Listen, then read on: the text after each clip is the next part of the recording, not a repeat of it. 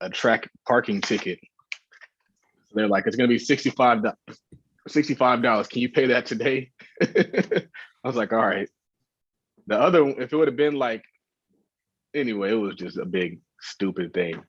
So none of that compares to the brother that we got on this show. So we're gonna have a good conversation. Yep. Tweet Talk, episode 119. Oh, fellas.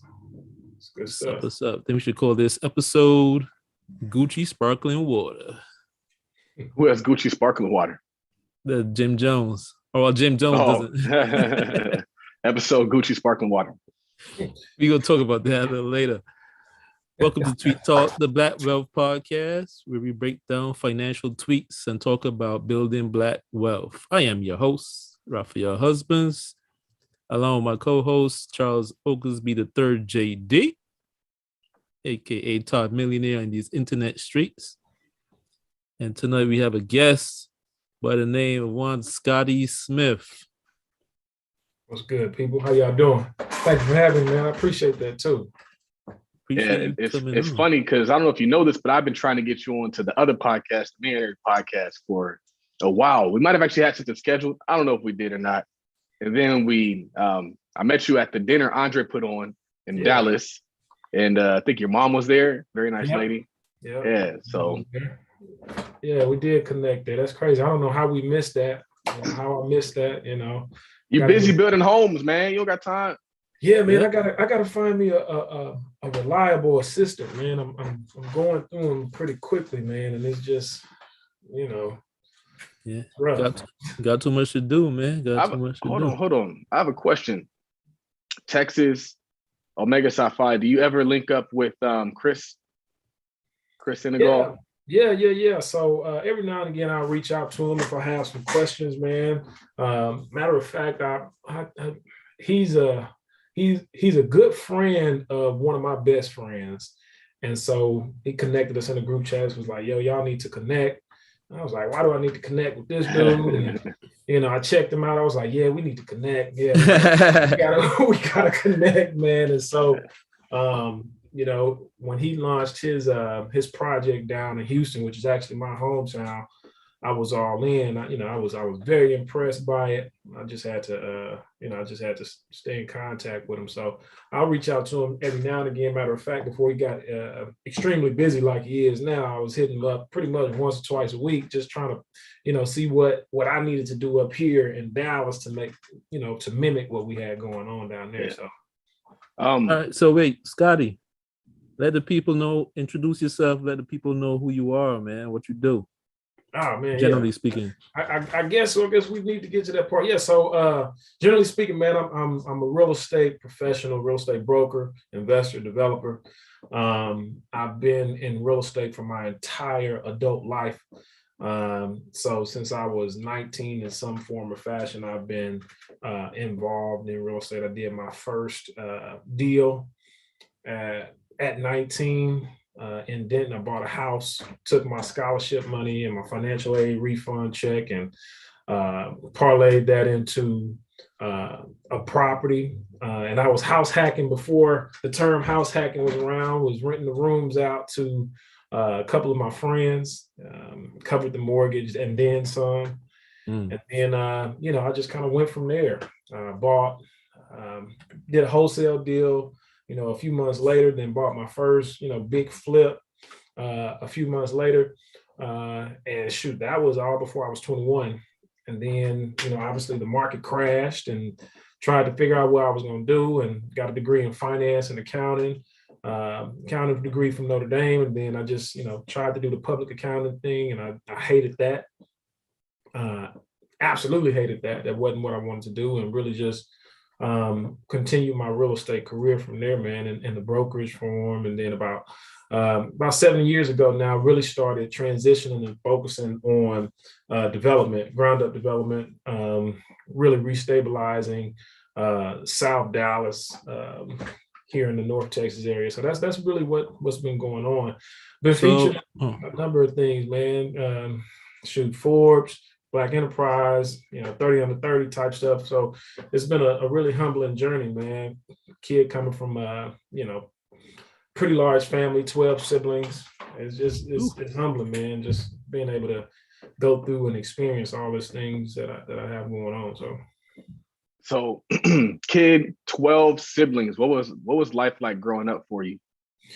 It was a shit show. It was really fun. I'll be honest with you, man. So played sports growing up. All of us in some capacity were in music. And so my brother is actually a Grammy nominated artist. His name is Major. Why I Love You. He's actually out there in LA with you, man.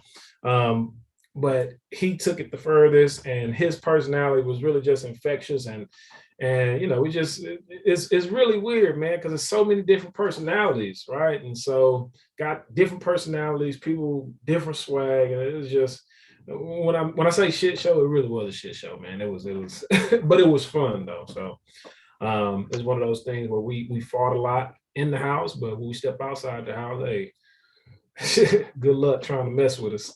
Right. But it was good though, man. Were you always an entrepreneur, or was this like something you worked into? Man, my first entrepreneurial venture was with my brother. And, you can imagine that many kids, parents not really college educated. And so they really just hustle to do what they need to do. And we wanted to get, our parents and friends Christmas gifts. And so what we did is we had a couple bucks. So we went to the dollar store, bought some baskets, bought some spray paint.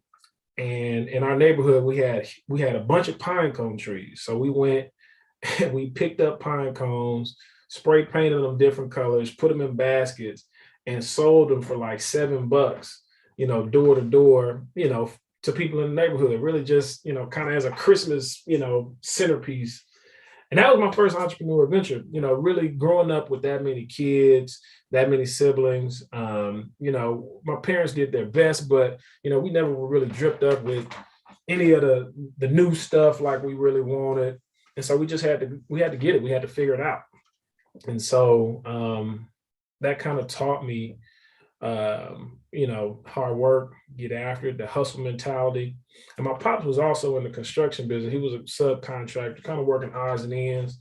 One of the things that really sparked my interest is him and his guys would come out and work on a property.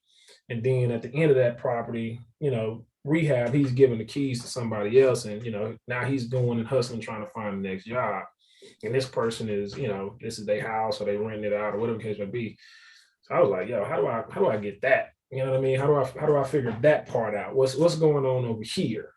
And so, but yeah, that's pretty much what it was, man. Just really just growing up without, and saying I don't ever really want to go back to that point. So. Yeah. So how long have you had you have Scottie Smith real estate advisors, I believe it is? Yeah. How long have you had that?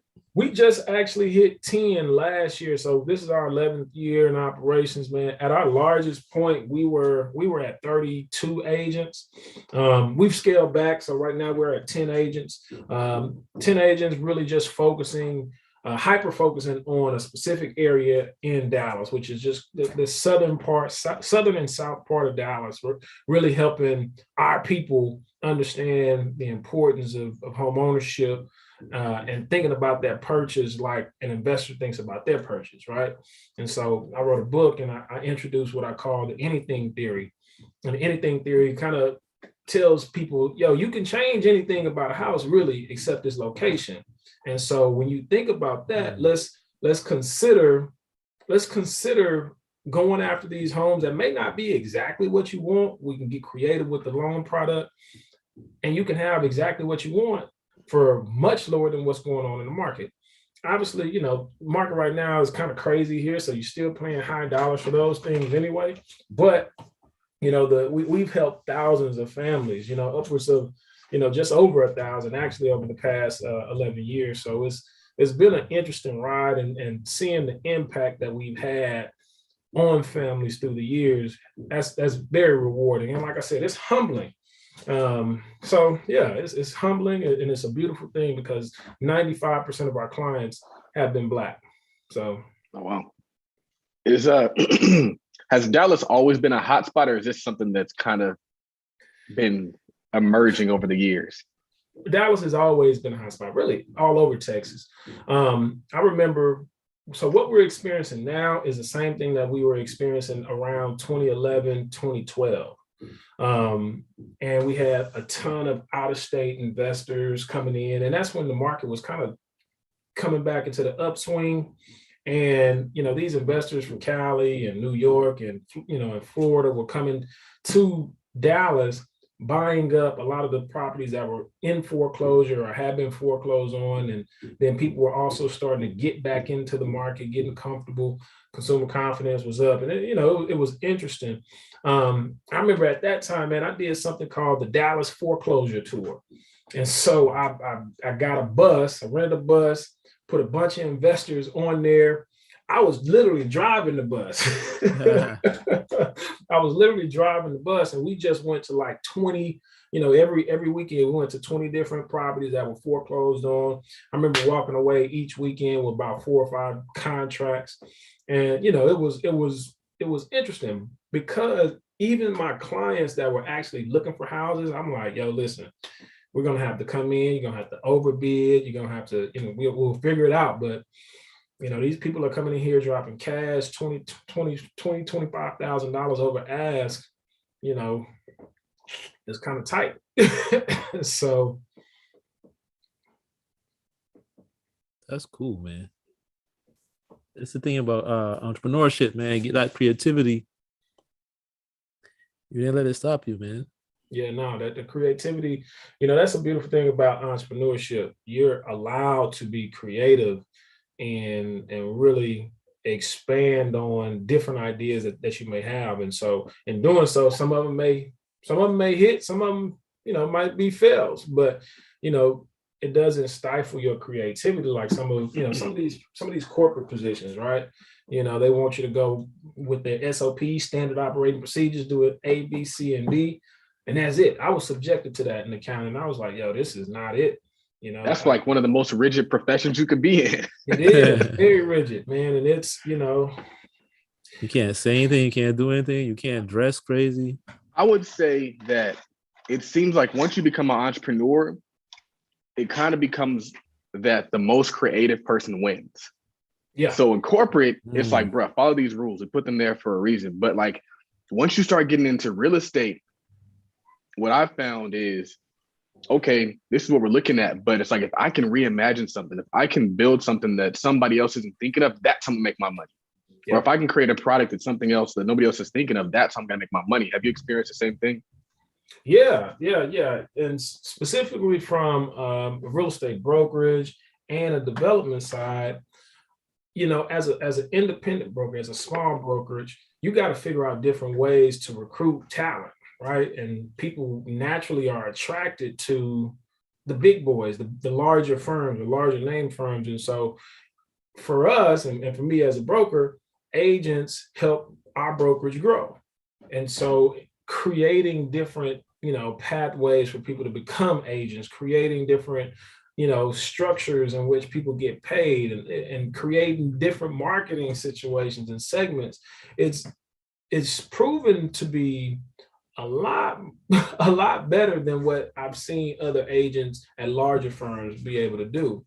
And so, yeah, the creativity, but even on the development side, what I was able to do in Dallas, and really in South Dallas, I had to prove up a concept, and it really came with creativity. And it's like, I know that this area can get market value, because they were selling everything at very, very low prices. And so I had to create an interesting or unique floor plan, an interesting, unique house altogether, a different building material. Like when I first started developing in this area, I was building with a material that was R42, like the R value was 42, which means that it's extremely energy efficient, right? To try to justify the value. And so just making that small creative, input into the neighborhood, people are like, oh, okay, well, shoot, if I'm gonna save $150 a month on my electricity bill, yeah, I'll pay $250 or $300 for it. Yeah. And so that's, creativity is really what drives us as entrepreneurs. And if you're not waking up and trying to figure out a creative way to solve a problem, you're losing, you're working backwards. Woo. Now, I forgot to tell the folks, be sure to follow us on Twitter at Tweet Talk Pod, that's POD. Follow myself, Raphael, on Twitter at Work Money Life. Follow my partner, Charles, on Twitter at Real Todd Billion. Now, Scottie, tell them where they can find you. Find me on Instagram at Scottie with an IE, L Smith. Scottie L Smith on Instagram, Scottie L Smith on Facebook. And that's pretty much it. That's it. That's where I'm at.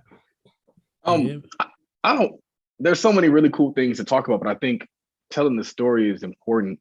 And you started with the house hack that you parlayed your school money into. But a lot of times that house hack sets people up too, because of course you're cash flowing, but you're living for free. So where did you go from there? Like, what did you do with that leg up? So from the house hack, I went into a wholesale deal. From a wholesale deal, that wholesale deal was crazy. I made $50,000 on my first wholesale deal. It was the craziest situation. And I remember meeting, I remember coming home. At like 19, 20? Right. I was 19 years old. I remember coming home to my mom and I was still driving. It was a 96 Monte Carlo 10. And I remember coming home and this dude needed to come and get this contract signed. And I found it, this is before like Hubzu and all your online foreclosure auction things were going, it was kind of really at the start of that. And so I found this deal on this auction, won it at like $20,000 or $30,000 and was selling it to him for 80 grand. And so I was doing anything to make certain that this deal went through. So I made this dude come down to my mom's house to sign the contract and give me a non-refundable $10,000 earnest money check. He was like, I want this deal. It was a slam dunk deal. But from there, man, I took that money and I bought my very first large flip. And so I took that, and it was really at the end of the year, I did a full gut rehab. I still remember the address. It's crazy. It was a crazy rehab. Your first flip was a full gut rehab. It was a full gut rehab. It was a full gut rehab. And I remember calling my pops and calling my uncle and just saying, okay, what do I need to do? Can y'all come up here? They were like, nah, you got it. It's on you. You got it. Make sure. And I remember, me and the contractor grossly underbid the project. And so I was holding like 10 grand from him to finish it. And so he was like, I'm gonna finish it. And I said, okay, young, naive. I gave him that last 10 grand. And what ended up happening is, I think he was supposed to install the rest of the doors and I think install a granite countertops or something crazy. I came in, the doors for the entire project were sitting in the middle of the floor. Like they were stacked up. He let them, and the granite was like sitting on it. It was like leaned up against the wall, and I was calling them, no answer. So I ended up having my uncle, my pops came up, helped me put it in there. But then, man, at the end of that year, and then literally the turn of the next year, it was like somebody just turned off a switch. And that's when the whole Great Recession thing happened. It was just like, damn, now I'm stuck with this property that I literally had a really solid margin built into it. And I end up, I think I made like $200 profit on that. But I was just so happy that I was able to liquidate it because, it was the weirdest thing that I'd ever experienced. Obviously, you know, I was still young again, but I was like, what is going on? What did I do to make this go like this? All the while, you know, the whole economy is going to hell in the handbasket. Why do you feel like contractors have a problem finishing the job? A lot of times contractors grossly underbid stuff, and they underbid so they can get the work. Right. You know, what I've learned about contractors is that they don't necessarily know business. So you got a lot of technicians, right? You got a lot of folks who know how to hang drywall. You got a lot of folks who know how to paint. You got a lot of folks who know how to lay brick, but they don't know business, right? And so one of the things that I tell people all the time that work for me, hey man, I need to get paid. You know, I need to get this. I need to get some money so I can pay my guys. Hey, my man, I hear that all the time. I don't care about your payroll, homie. Right. Our agreement is with. So you got a job that you've agreed, and we've signed a contract to complete, and we've said, hey, you're gonna get paid at this point, and this point.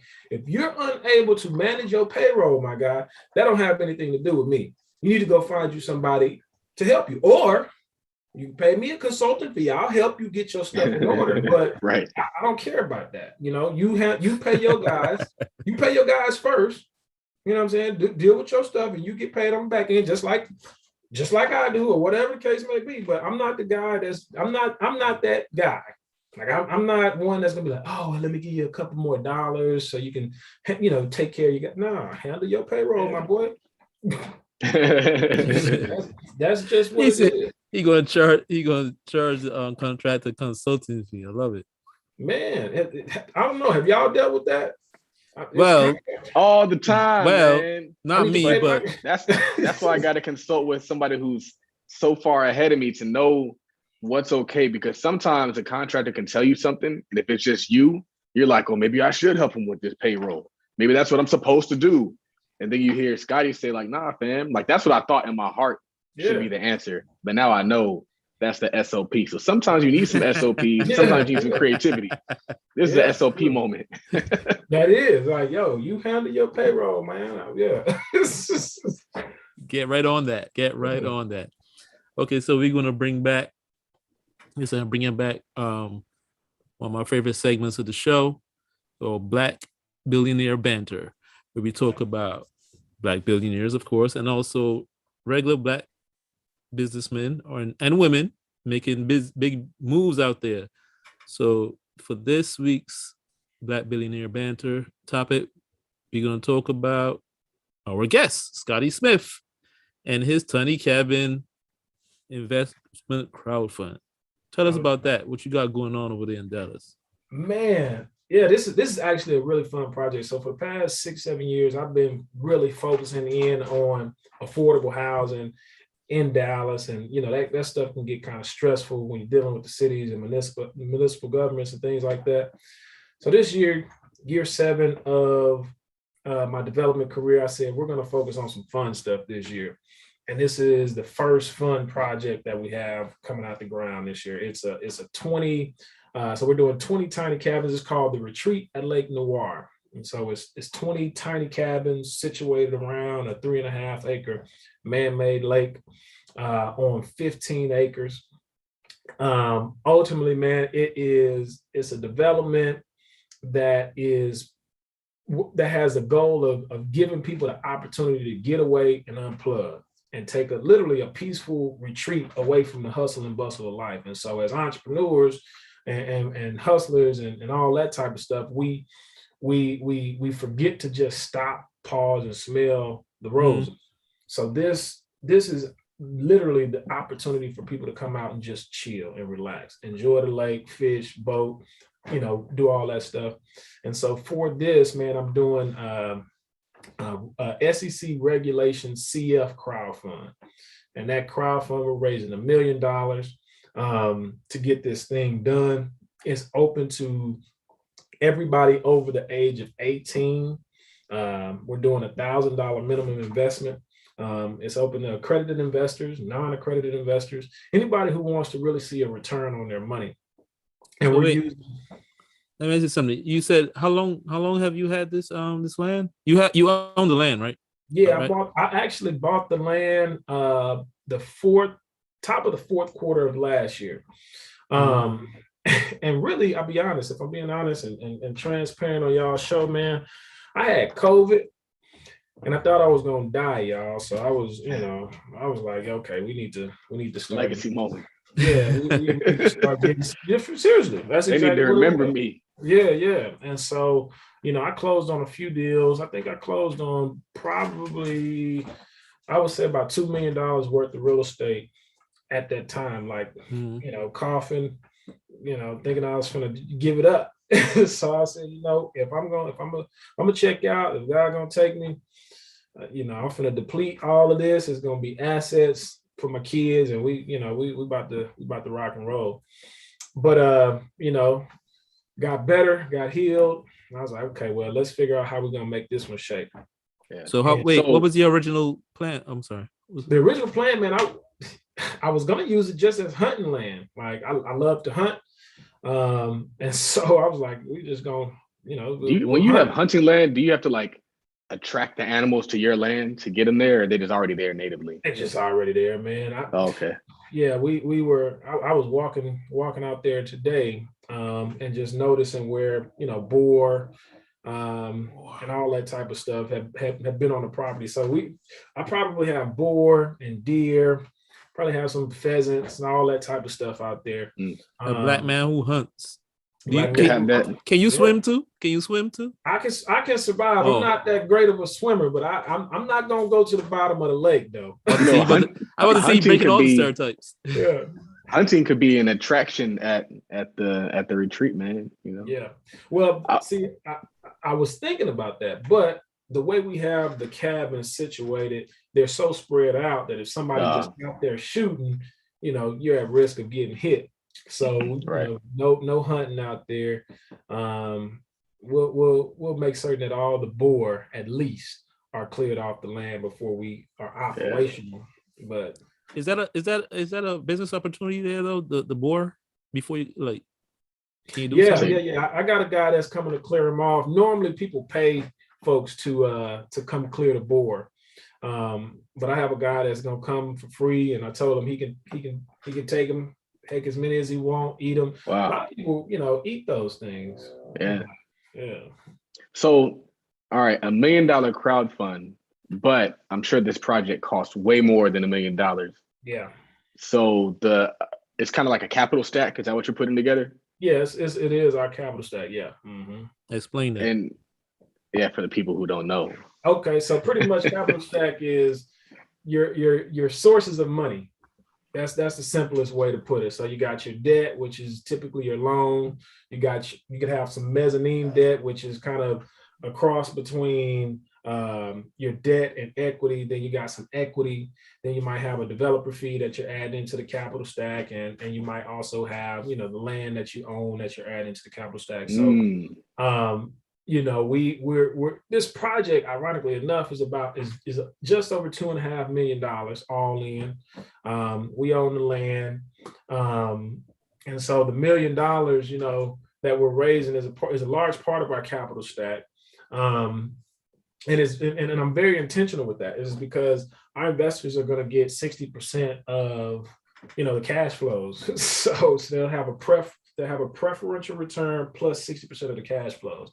Wow. And it's really, for me, I got a proven track record. However, there's a lot of people who don't know what I've done or know what I do. And so this is one of those things where it's like, hey, this is my introduction to everybody. Like, yo, there's a dope dude down in Dallas that's been making stuff happen for a really long time. And I'm wanting y'all to come along for the ride on this particular project. And so that's what I'm hoping to do, man. And it's an opportunity for people to get used to having or being involved with a successful crowdfund, right? We got some successful crowdfunds out there. We got some unsuccessful crowdfunds out there. But in order for our people to continue to capitalize and to reap some of the benefits of these types of things, we have to have proven developers that actually have done it, have shown success and track records of success, but then allow people to be involved. I had one of my mentors tell me about a project that he invested in. It was a 506A, a Reg 506A. So it was only accredited investors. Minimum investment was $500,000. It was a 3-year hold period. This dude came back. He showed me the wire that he received for $1.5 million. And I'm like, that's a 3x multiple. That's crazy. It's crazy, but it's very common when you start these types of deals, right? When you're in those spaces, right? Right. It's very common. And so I want to make that common for the common man, right? Or man and woman. So if we're doing those types of deals that's shooting out those types of multiples, I want people who have, they might not have 500,000 to drop into one of those deals, but they might have 50 or they might have 10 and they still see that 3x.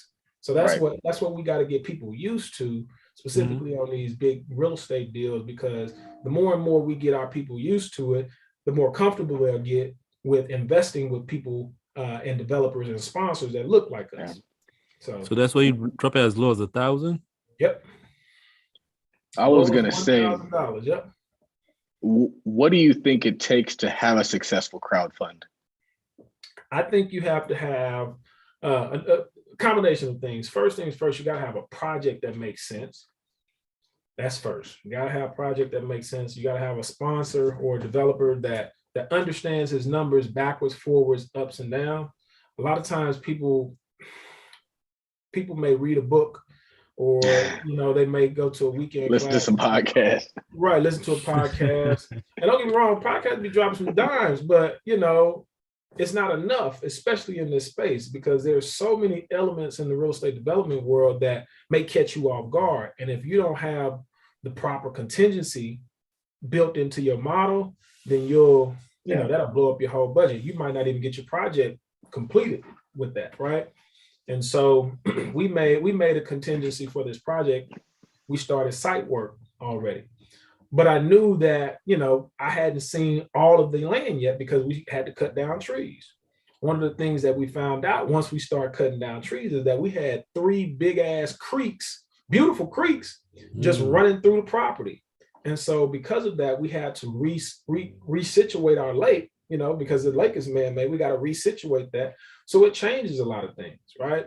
But we built into our model contingencies for that. Right. And so we're just, it's like, all right, we knew something was going to come up. But so if you don't have the cash for it set aside. Right. So if you don't have somebody who understands those types of things, it's not going to really be successful. And, I think experience, knowledge, and really a project that makes sense. Yeah. Yeah. Do you think it sounds like 2 things. It's best to do like a project specific fund as opposed to just like a general fund. And then also the reason why it makes sense is because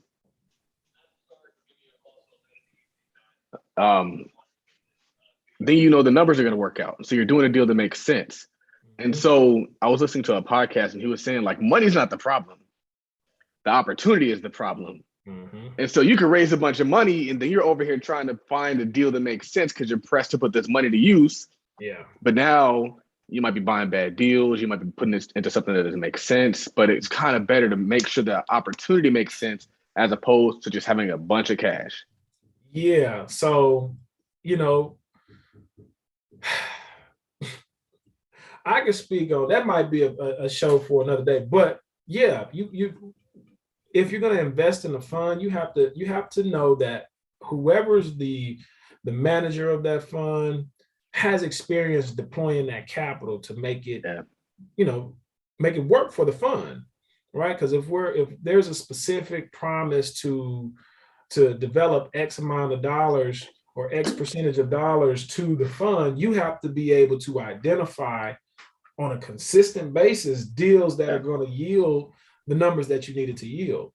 And so I think for right now, it's important for us, and I'm speaking for us, most unaccredited investors, Black folks, it's important for them to see these types of funds that have a singular project associated with it, so that they can see that it actually works. So those are the ones that I've seen have the most success. Mm-hmm. Yeah. Where they say, hey, we're buying this, and this is how much money we need to buy this. Mm-hmm. Starting to see a pattern here, brothers. Yeah, because that is the most. They work. I've seen successful funds. I've seen successful Reg A funds. I've seen successful Reg 506 funds. Those are ones that just continue to keep going, right? They're raising capital. I've seen those work, right? But it's with experience. It's with really experienced managers, right? And so they're knowing immediately, I need to go deploy this on assets that already have some type of cash flow associated with it. Because first thing people want to see when you deploy that capital, they want to say, okay, how long is it going to take me to get my check or a check? I need to see something. Because it sounds like it's one thing to be a real estate investor. It's another to be a real estate developer. And it's another to be a real estate fund manager. Oh, yeah.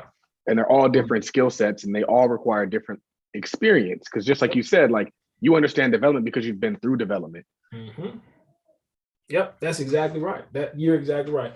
All three of those things have all different skill sets, right? And in order to be a successful fund manager, you have to have understanding and actual knowledge of the other ones that you mentioned, right? Absolutely. You have to know real estate development. You have to know, you have to know asset management. You have to know financial analysis. You have to know real estate investing. You have to know all that stuff because you're playing with people's money.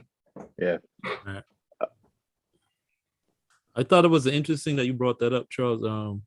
About he had a investment lined up already before he started the fund. Because I was watching a little bit of the talk you did with Andre Hatchett, piece of Andre Hatchett in the chat. Shout out Andre Hatchett, man, in the building. And you said that it was going to be an 8% preferred return. And immediately when I heard that, you know what I thought of course, Tulsa Real Estate Fund. I was like, oh no. But then I thought about it but wait a minute, he already has the plan, he already has the land. He already has the project going. It's a spreadsheet. I feel like and that's why it makes it different when it's an actual specific, like I guess you call it a target fund. I don't know what you'd call it, but this is why I think, because I was going to ask you, you have a background in finance and accounting, so I think you kind of see things in numbers and in spreadsheets. Where do the numbers line up? Does all the same flow through a spreadsheet where you're saying like we have an actual model for this? Yeah. And it's a lot easier to generate something when you have it on the spreadsheet and not just in your brain.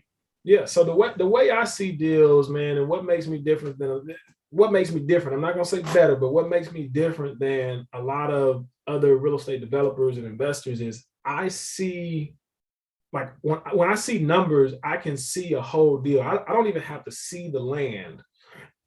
I can see certain things in the numbers and I'm like, okay, this is this is this, this deal won't work, right? And if it doesn't make sense, those numbers can tell a full story, right? And so the difference between the Reg CF, Reg Crowdfund essentially, and a Reg A with what the Tulsa Real Estate Fund is, that's a fund that was situated to deploy capital on certain projects. With this particular fund, it is specific to a project. It is specific to the retreat at Lake Noir. It is tied directly to that project. So investors can literally get in their car or hop on a plane, drive to that project and touch everything that their money has gone to. Yeah, I see. You got to listen on Eventbrite for a tour, right? Yep. So we're doing investor tours, man. This is the fun stuff. I tapped back into my creative bag from back in 2011, the Dallas Foreclosure tours. People like to see stuff. So we're getting on the bus. The difference is I'm not going to be driving the bus this time. I'll be in the back with everybody else. but we're getting on the bus. We're going to be, we'll be talking about the deal on the way up there. Showing people the town, right? The town is pretty dynamic, even though it's small. It's only population of about 600, just under 600 people. So this particular development they're really excited about. It's like, okay, we're about to have something that brings people here. Mm-hmm. They got one liquor store, two grocery stores, a Dollar General, a Family Dollar, and 37 churches. Sound like your local. Always a bunch of churches. Always a bunch of churches, man. So I meant That's to how it ask. is in Detroit. That was the first thing I noticed when I got to Detroit. There's a lot of churches. A lot of churches, man. So, okay, let's get back to the crowdfund. What's the numbers again? What's the preferred return, and what's when somebody puts $1,000 in, what are they supposed to get back? I mean, in theory. And so let me say this before I say the theoretical numbers. I will say with any investment, it can swing all the way bad, or it can be really, really good. It's an investment. So if you're considering investing in this deal, only invest what you're comfortable with losing, right? And so on a $1,000 investment, there's an 8% preferred return. What that means, a preferred return means it's preferred, right? It comes first. And so it gets paid out no matter what, right? It's one of those things that comes before any of the net profits are paid out, any of the thing. It's a top, it's one of those above the line type of returns. So an investor will get 8% on their money annually, right? And then at the end of the year, there's a 60%, there's a 60-40 split, 60% to the fund, 40% to the developer. So if we yield, a net income or net cash flow of, we'll say $500,000, right? If we're doing $500,000, 60% of that will go to the fund. So whatever your pro rata share is of the full fund, you'll divide that by, that number. The 40% will come to my group, and then we just keep doing it. And then at the end of the 5th year, we're going to do some type of capital event, be it a cash out refinance or a sale. And 60% of the proceeds from that go to our investor group, and 40% come back to the development group. And so I'm targeting a 2.5 to 3x multiple on this deal. So that's the target. I like it. And speaking of the actual project, what made you want to go the route of making it like a resort, and doing it that way? Couple reasons, man. There's not a whole bunch of Black folks in the hospitality industry, and so this would be considered hospitality. That was first. Second, glamping, camping, tiny cabins, and short-term rental, Airbnb, vacation rental by owner, and just all your other vacation rental sites. Those things, even through the pandemic, continue to see exponential growth. And a lot of questions, I've had about 50 one-on-one conversations with investors that are going to be investing in this thing. And a lot of them were like, well, do you think it's going to change when the pandemic is over? And I said, well, no, this is the thing. We just got used to glamping, camping, and all of that stuff. Us Black folks. Glamping and camping and RVing that's been a thing for decades. A lot of other demographics for a really long time. And so we're just capitalizing on that industry, but also making it a thing for us as well. So we'll see exponential growth in it. And we're just tapping into this glamping, camping, tiny house thing that's been, kind of increasing over the past decade. Yeah. So I had an Airbnb property on one of the projects that I built. I was like, I'm gonna keep this one. Let me just use it as an Airbnb. I could have rented that property long term for about $2,500 a month. I allow parties and stuff like that in this one. And I think at my lowest point, I was making almost 10 grand a month. And so I was like, yo, hold on a second, y'all. Something to this Airbnb. Right, it's something to this. And I'm just like, listen, if we can do this a lot, to scale, it's a good thing. And so that's a really good idea. Because what I've noticed, I'm in an Airbnb right now, but they got the whole building. They went out, they bought a whole building, and they turned the whole building into Airbnb. I don't know what you call it, units. And when I was in San Diego, they did the same exact thing. So it's like, it's an idea that you can scale. It makes perfect sense. Are you going to be using like Airbnb sites, or are you going to build out your own, or what does that look like? So we're using a third-party management company that they said part of their marketing strategy is using Airbnb, and they'll use Google Travel and some other folks. So we're using them. But in the meantime, we'll be building out our own site, kind of picking up on what works for them and their marketing and things like that. And so I want to encourage anybody who has any experience building out those types of sites and have a marketing background to reach out to me, because I'm really putting together that team that's essentially going to take over once it's time to phase them out. So until now, you've been doing everything though, like the marketing and the advertising, that's been on you, or do you have a team that's there, or some people working with you? Yeah, I have a few people working with me on the background. I'm working with I'm actually about to start doing my PR push here in the next few days.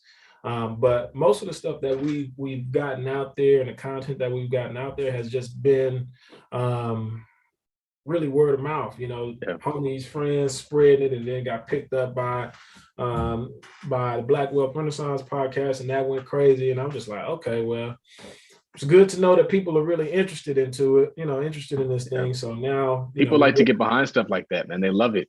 Yeah. Who came up with the name? Man, it was a collective. So my younger brother just had a little baby, and her name is Waverly Noir. And we were thinking about, I'm like, how do we embed something that says Black, that that gives a legacy. And so I shot it out to a couple of friends. There was a couple of different ideas, and a buddy of mine, actually one of my investors on a different project, he was like, "Why don't you call it this?" I was like, "I like that." Okay. And so that's how we ran with it. It wasn't, groupthink, pretty much.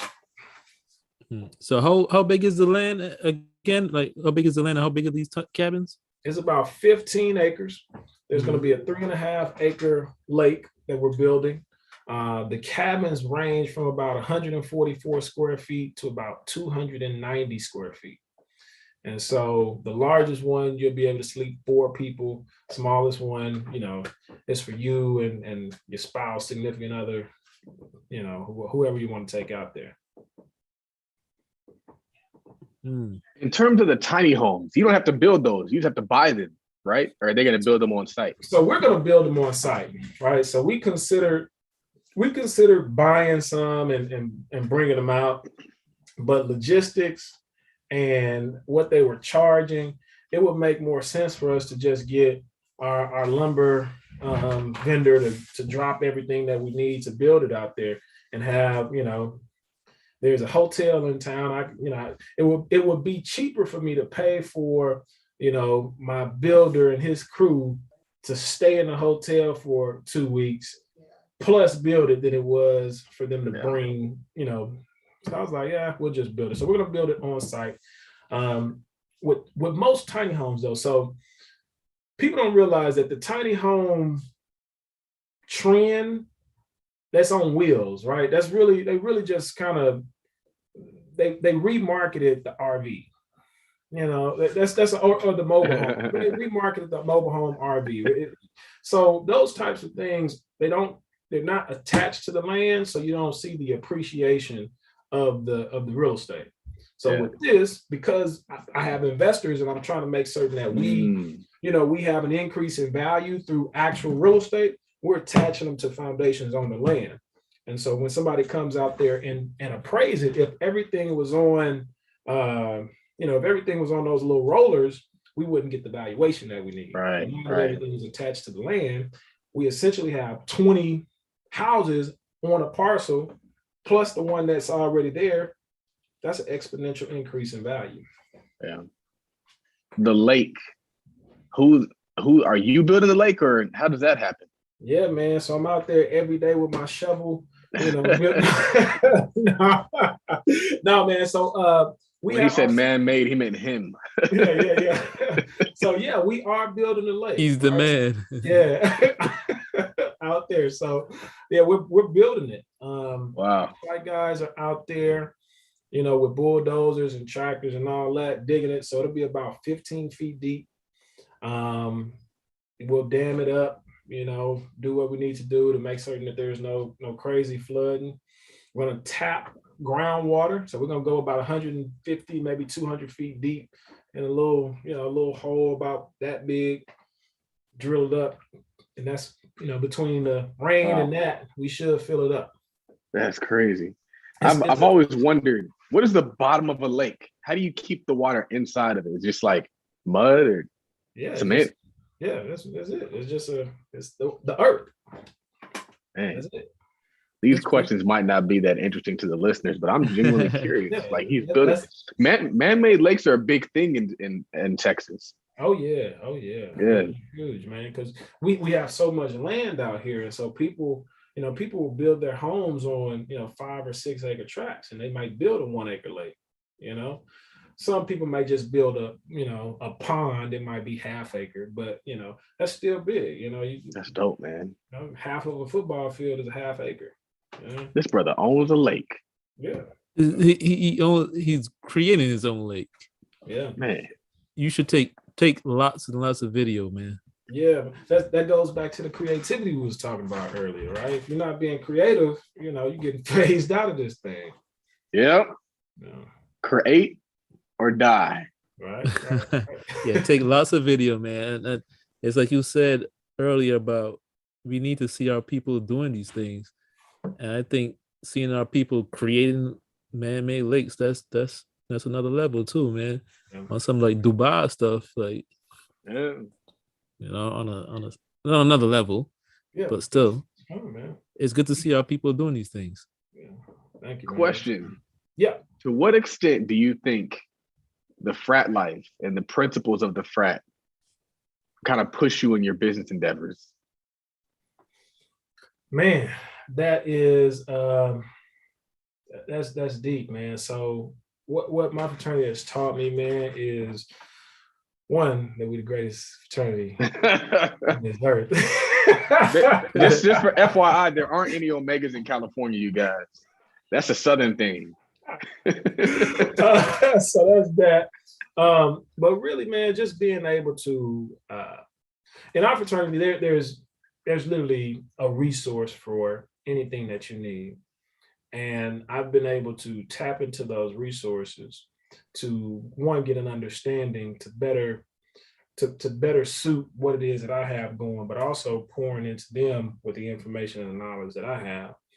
And understanding within the fraternity that it doesn't really matter if you're old or young, if there's, it's a brotherhood. And so if there's information and knowledge that can be shared, it's like an open book. And so there's things that I call our construction guys for, like, yo, man, is this how that's supposed to go? Or, somebody said this, and I might not be using them on a specific project because they might be too expensive or or whatever the case may be. But being able to lean on that has been exceptional for me. So yeah.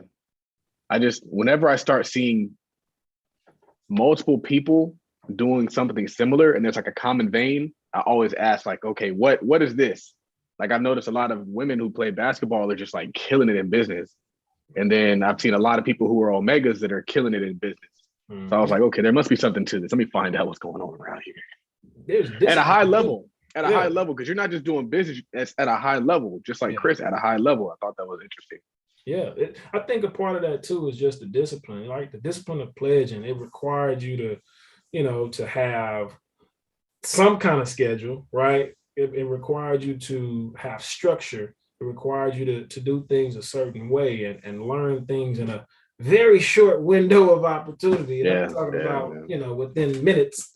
So, you know what I'm talking about. But, it requires certain things of you. And so that's one of the things that I've always kept with me, specifically the structure. So what school did you go to again? Oh, Notre Dame. Yeah. So I went to Notre Okay. Dame for grad school. I went to the University of North Texas for undergrad. Okay, got it. So Roth, what you got for the brother? I've been asking questions the whole time, man. yeah, just about to ask. So it can be found at smallchange.co. Yep. That's Anybody? CEO. Mm-hmm. Yep. And we just hit our first $100,000 on there on the raise. And so that was exciting because a lot of the people that I talked to, they're like, oh, I'm gonna get it in at the end of this month. And I'm like, all right, well, hurry up. But yeah, so it's like I said, it's really humbling, man, to see. It's really humbling to see people supporting this and getting behind this and saying, hey, man, we trust you, we believe in you, we believe in this project, and we want to see it succeed. And so for me, right, Andre Hatchett, him and I kind of go back and forth because he's like, bro, you need to tell this story. You need to be out there. You need to put more stuff on social media. And I'm just like, man, look, I just want to do the work, right? All that stuff will come. He was like, listen, people need to see what it is that you're doing. And so that they'll know that there's somebody out there that's doing it successfully over and over again. I said, fair enough. Fair enough. But being able Andre get people right, man. Yeah, he will. He kind of charge you up too. Like, all right, leave my boy. Like, all right, fine. Yeah. Plus, because the social media push helps to raise those funds. Yeah, that too. Yeah, man. It's with the reach of social media, it's a no-brainer. I'm definitely going to invest. It's interesting because you can invest as a business, right? Yep, you can invest as a business, a trust, individual, whatever. So everybody wanted to get their write-offs, and everybody wants to get that fancy stuff with their business. Get you some assets with your business. Get you some assets. Something that you need some damn assets. Weren't you just talking about that today or yesterday, Charles? Yes, yes. Buying assets for the business. So Scottie, take us back. Okay, you had you started wholesaling and investing in real estate at 19. Mm-hmm. Started getting deals at 19. And how long did you have the realty again? So I started the company in 2011. So we will hit 11 in May. Right. Okay. So when did you become a developer, and what made you want to get into development? Man, that's a great question. And this story is really interesting. I literally took a wrong turn, right? In its physical sense. I was supposed to be going to the left on Malcolm X down through, to East Dallas. And I took a right. And that right led me to South Dallas near Fair Park. I'm like 6 minutes away from Central Business District. And at that time, the brokerage was really, we were going through, still dealing with situations where a lot of our clients weren't, if you weren't an investor, you weren't getting into your home. And these folks were first-time home buyers looking for their, their family homes, and they just wasn't getting it because the investors were scooping them all up. And so I made this right turn, and I'm like, dang, this is not where I'm supposed to be, but it's where I'm supposed to be. And I started looking around, tons of vacant land, tons of dilapidated homes, a lot of stuff was just falling down. And I'm like, okay, this screams opportunity. It reminded me of South Park in Houston. So I'm like, all right, how do I buy these lots? I started looking into it, seeing what was for sale. And at one point I liquidated my entire rental portfolio. And this is how bullish I was on it. I bought as many lots as I can get my hand on. I remember flying to LA and paying a dude $1,000 to sign that deed right there. Like, sign this deed, I'll take care of all the rest of the taxes on there. It was like $5,000 in taxes. Gave him $1,000. The house that I built, the land that I built my house on cost me $7,500. So it was an opportunity to do a couple of things. One, give my clients first opportunity on houses that we build. And then two, rebuild an area that I found out was majority Black. And so that's how I got into it. And it really just kind of spun out of control, man. What started as, hey, I just want to help our clients and our brokerage, kind of evolved into, all right, we have an opportunity to change the trajectory of this entire neighborhood because people didn't see it. People from South Dallas, people from Dallas together, all together were like, why are you building in South Dallas? I'm like, why not? You know, why not? Land is cheap. Land is $500-$600, $1,000. Do you think it's gonna get any cheaper? Like, what are you hoping for? Like, even if I don't build anything, I can buy this land, and I know 4 years from now it'll be worth more than $600. So, but like I said, what started as just, you know, I wanted to help our clients specifically in our brokerage has evolved, man.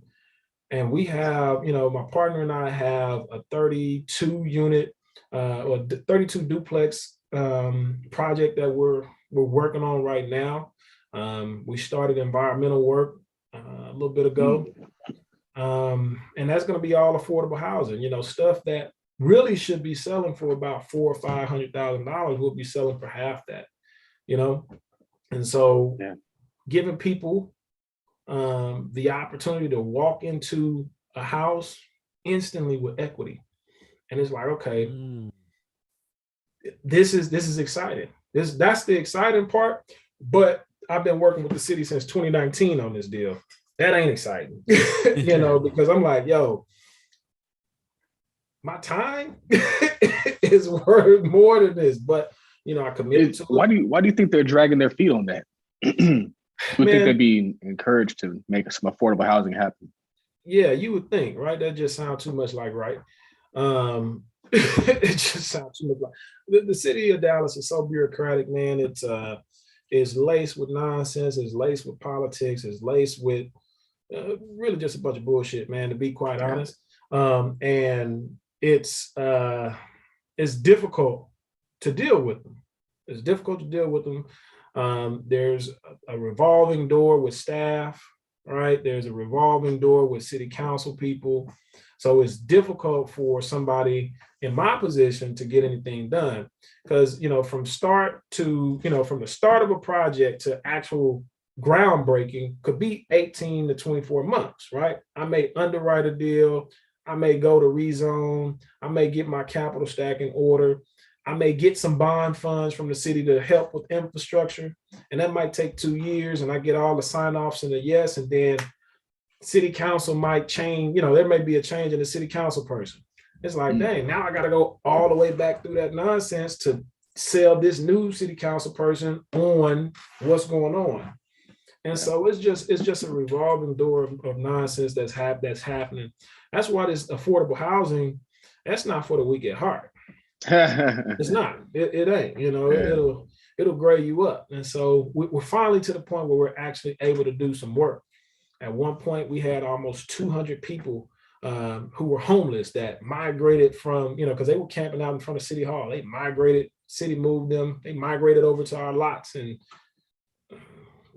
activists telling them they don't have to leave from our lots and showing up with guns, and it's just a bunch of nonsense, man. I'm just like, you don't have to deal with this in Houston. You got to reach out to Tim Jackson, man. See what if he can help you out. Hey, man, that's my boy. I'm just like, golly, that's all I can say, man. So your original shout out idea, to Tim. Yeah, shout out to Tim Tim is a Jackson. good dude, man. He'll be speaking to the group tomorrow. Yep. So your original idea when you got the land was to build homes to sell to your clients at an affordable rate? Yeah, that was the original thought. And I didn't think that I was gonna become a developer. I didn't think that's what I was gonna do. I thought I was just gonna build a few houses and make a little bit of money. But the houses sold so quick, and people were like, "Are you building some more?" And I was like, "I guess I am." Yes, I am. And then I presented to a couple groups and showing, you know, I started putting together, you know, your land assemblage, and you start saying, okay, I got a critical mass of lots over here, so I'm gonna focus on this area. I start showing people what I would do. Folks were like, okay, I'll move over there. Other people were like, well, why are you building over here? I'm just like, well, because I got this group of people that say that they would move over here if they had this.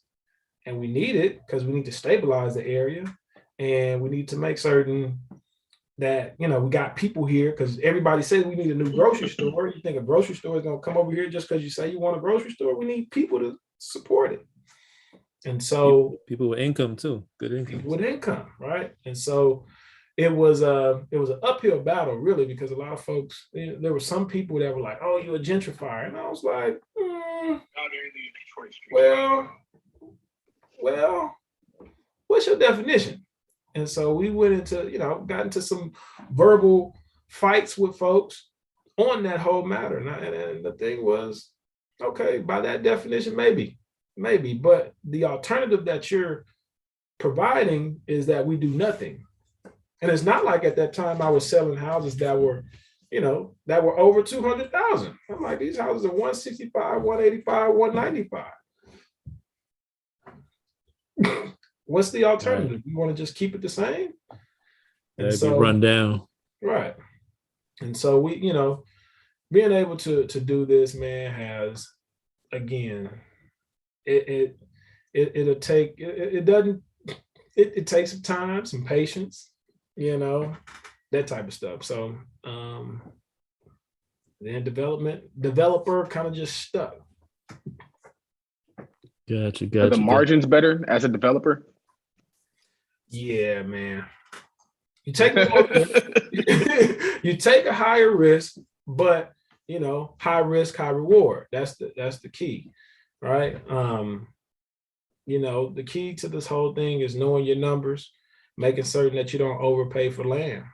And if you overpay for land, your deal is dead. Yeah. And so when you're looking at the value of land, I know a lot of people, they say to look at the tax assessment. How do you determine the value of land? Man, so what I do is I look at comps. I look at, because I'm a realtor, I'm a real estate broker. I have access to comps. I keep an eye out on what's selling. And I associate a price per square foot based on what is sold already. Typically, what's on your tax appraised value on the tax roll, that's not what the property is worth. A prudent real estate investor knows that that's not what that's worth, right? Yeah. So it can work, one way or another.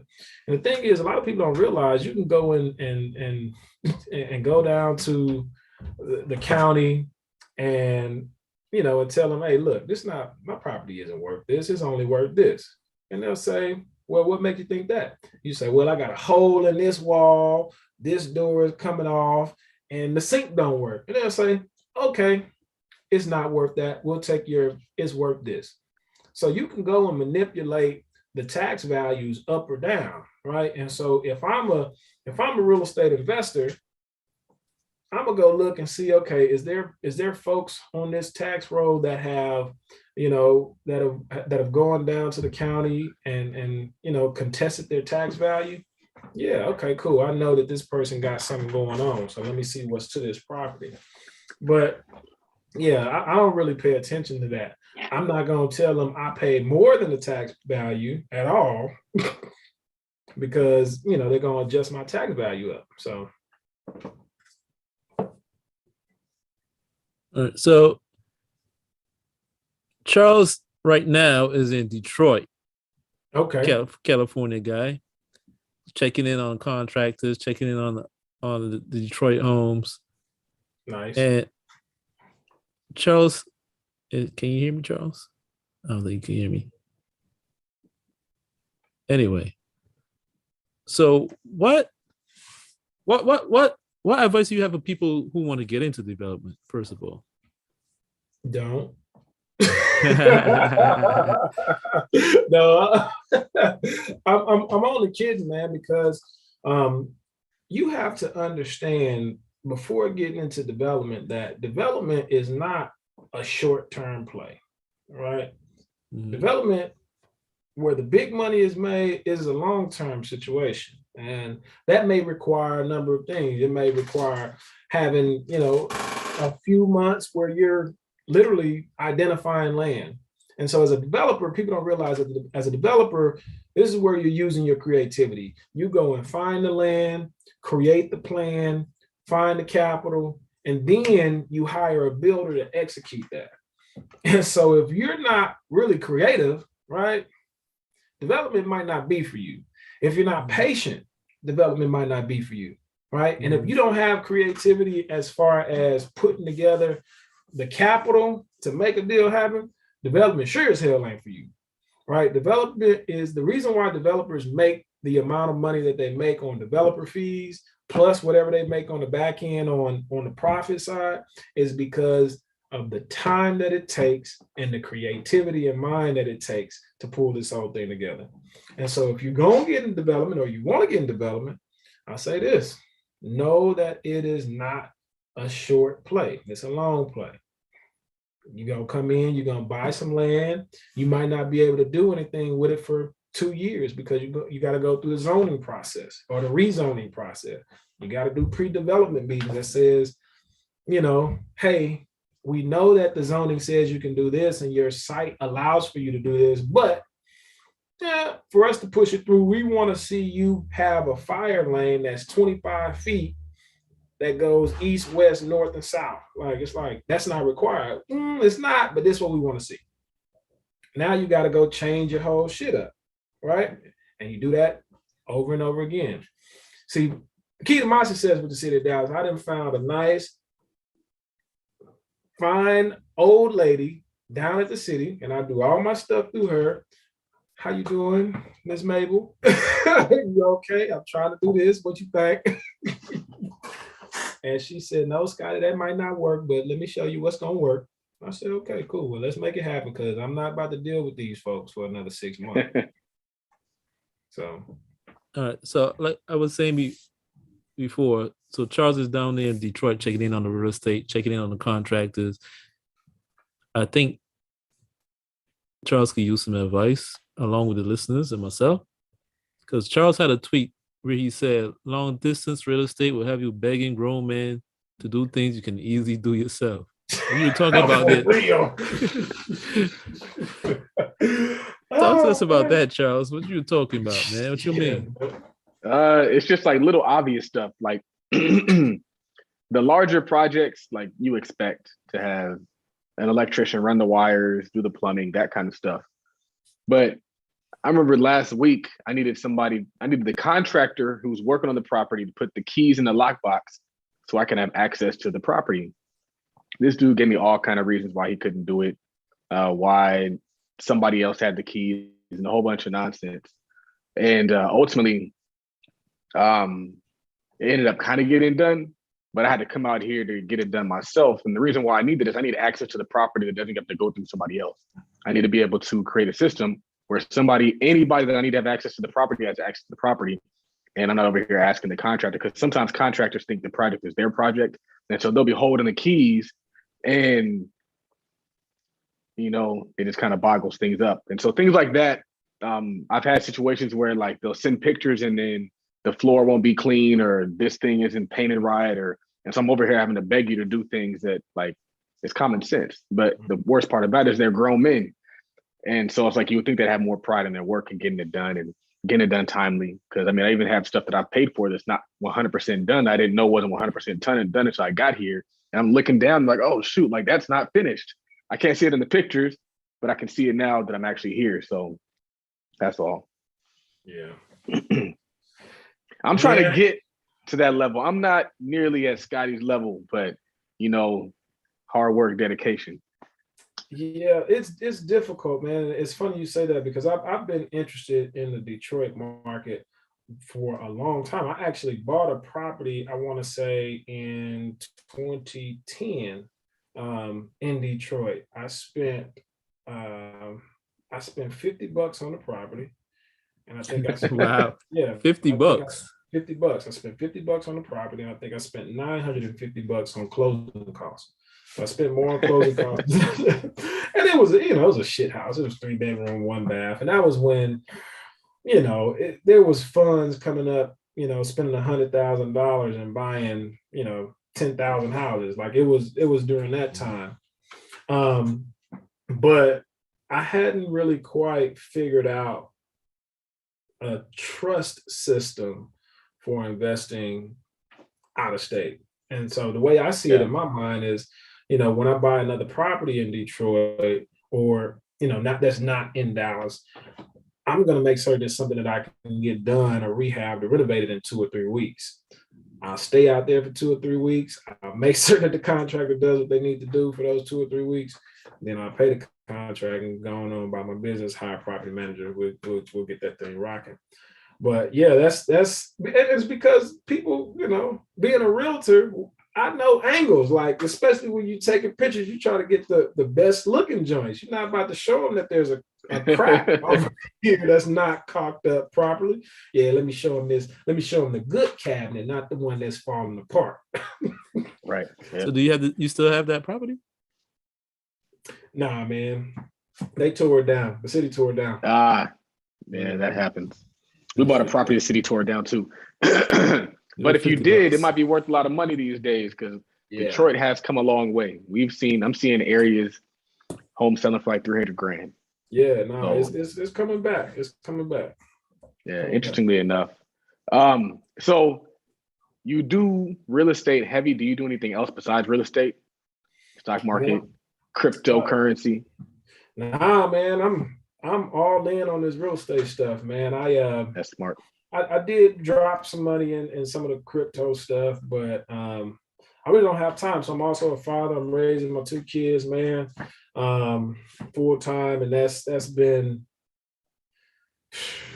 man, let me tell you, that's been the majority of my time outside of work, is dealing with them. They didn't turn me into a soccer dad. Daughter's in track. She was in the Junior Olympics last year. My son's in baseball, so I'm just kind of everywhere on the weekends with them. So I don't really have time. Yeah. And somebody actually told me, man, you got to learn this crypto stuff. And I told them, look, I don't understand. When I'm learning something new, I'm going all in. I'm going all in, and I don't want to take that time away from my kids or my primary source of business. So. But no, just real estate, man. Real estate right now is what it is. I'm diversified within the real estate industry, but yeah. So Scottie, remind the people of the project and where they can find it. Yeah, so everybody can go to smallchange.co and find that project. It's the retreat in Lake Noir. We're doing a Reg CF crowdfund, raising $1 million. Minimum investment is $1,000. Maximum investment is $1 million. So if folks want to write $1 million check, we'll close that bad boy today. But it's an amazing project. If you're in Texas or in the North Texas area and you want to just come check out the tour, go to LakeNoirInvestorTour.com. We're chartering a bus, luxury bus, VIP, going out there. We're going to give you some food, give you some drinks. It's going to be a good time. We're going to show you the investment, show you the project, and then come back. So join in. And then, of course, you can find me online, Scottie L. Smith on Instagram and on Facebook. So get with me. Ask me any questions. If you just want to have a one-on-one conversation, I got a link in my bio on Instagram. You can click that. We can talk about we can talk about the investment, one-on-one. So I'm open there and available. So we got to turn that into a reel, Raphael. That's cool. We're gonna chop it up. We're gonna do it. We're gonna push this. And this whole time I thought my camera was cloudy, but it was just, I thought my camera was bad. I just needed to wipe it off. All right, Raphael, you got any wrap-up questions for the brother? Where they can find him? Well, he just said it. Scottie L. Smith on Instagram. Check out smallchange.co for the project, the retreat at Lake Noir, the luxury tiny cabins, 8% preferred return, and 60% of the profits go to the investors. I meant to ask you this earlier. Are you getting a management fee? Yeah, we have a 4% management fee, asset management fee. I think folks shouldn't be working for free for y'all. They're giving you all this ROI for free. Pay them people, man. Right. The only reason I ask is because I think our people need to get used to that too. Yeah, no, you're right. You're absolutely right. That's you get what you pay for. Mm-hmm. You get There's what you pay for. operations that's associated with this. You want to make certain that, hell, at minimum, your money gets to you. That's worth 4% all on its own. Shit. And you might not want somebody broke managing your money either. So That part it's like, Yeah. It's like, man, I gotta pay my light bill. Let me take a little funds out the fund. Like, all right, let me take a look. Let me shave a little off the top. right. Do not want that. So check out my brother on Instagram at Scottie L. Smith. Check out smallchange.co for the project. Retweet at Lake Moore. Check us out on Instagram at Tweet Talk Podcast. Check out my partner Charles on Instagram at Todd Billion. Also at the parent company at Todd.capital on Instagram. Follow us on Twitter, of course. The podcast is at Tweet Pod, P-O-D. Follow myself, Raphael, on Twitter at Work Money Life. Follow Charles on Twitter at Real Todd Billion, because there is no other. For episode 119 is Raphael and Charles and our guest, Scottie Smith. We are out of here. Peace. peace. Good looking out, sir. I appreciate that.